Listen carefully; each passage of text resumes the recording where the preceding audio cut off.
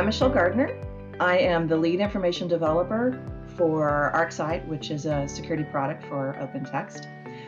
As the lead, I set the documentation strategy and the architecture, information architecture for the product documentation. My best industry story, I was at the STC conference, the Society for Technical Communication. I was doing a presentation on journey mapping for writers to help them understand one little strategy of user experience that they can apply and learn about for their own documentation. And it's for how to use the journey mapping that a UX team might do in thinking in terms of how the user walks through the product, and apply it to our documentation so that our strategy for documentation matches that of the product.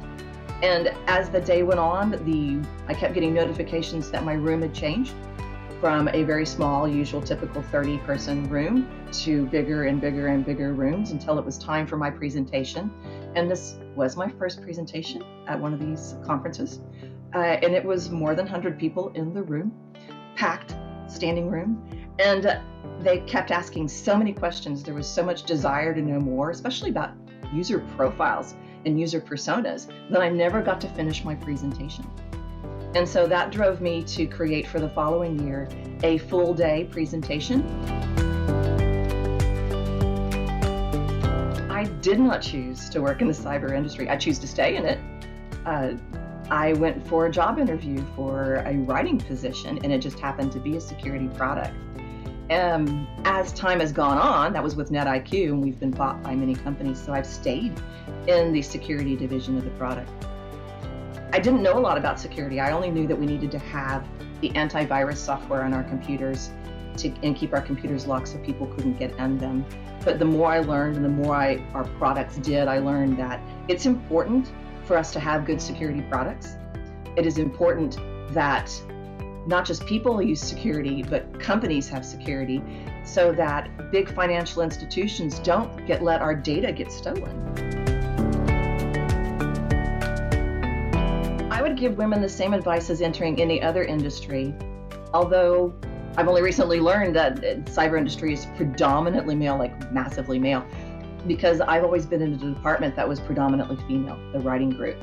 So in going into a male-dominated industry, one, you possibly should know more security. You should have a level of knowledge about what you're doing.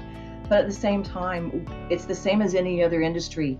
If you're in an interview with men and you're the only woman and there's a whole bunch of men, just like you would be in an interview with anybody else, you want to find a way to connect with them. You want to find something that is easily recognizable by you both, that you can have a contact by. If I could time travel and go anywhere, I would like to go back to when Shakespeare was writing and know for sure that it was actually Shakespeare who wrote all those plays, because there seems to be questions about whether it was really him. And if it were him, did he steal the ideas? Were they all originally his ideas? And the wording that he came up with, because words matter, and the way we put words together matter. I would like to know how he got inspired to write so many phrases that we use today.